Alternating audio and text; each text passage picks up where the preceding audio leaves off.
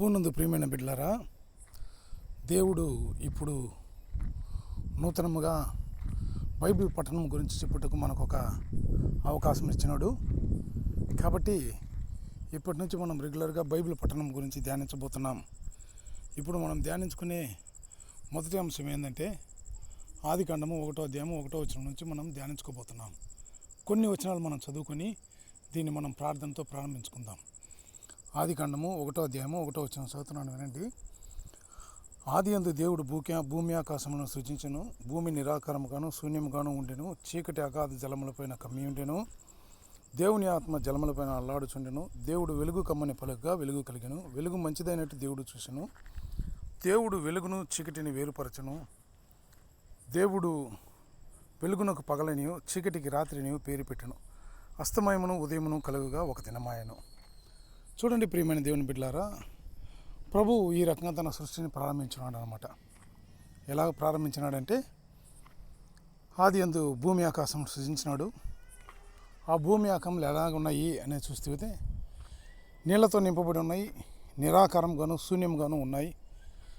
ఆ శూన్యంగా నిరాకారంగా ఉన్న వాటిని ఒక ఆకారముకు తీసుకొచ్చాడు.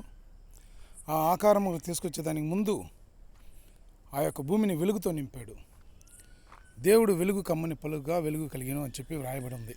అవును, దేవుడు వెలుగును చేసి తర్వాత ఆ జలములపై అల్లాడుచున్న తన ఆత్మను స్థిరపరిచి ఆ అగాధ జలములపై ఉన్న చీకటిని అంధకారమును తొలగించి పగలును చీకటిని వేరుపరిచి వెలుగునకు పగలని చీకటికి రాత్రిని పేరు పెట్టి ఆ యొక్క సృష్టిని ప్రారంభించి ఒక దినం గడిపాడు అనమాట. అందులో మనం చూసామంటే మన హృదయాలు కూడా అంధకారంలో ఉండడం మనం ఎంతో గమనించగలం.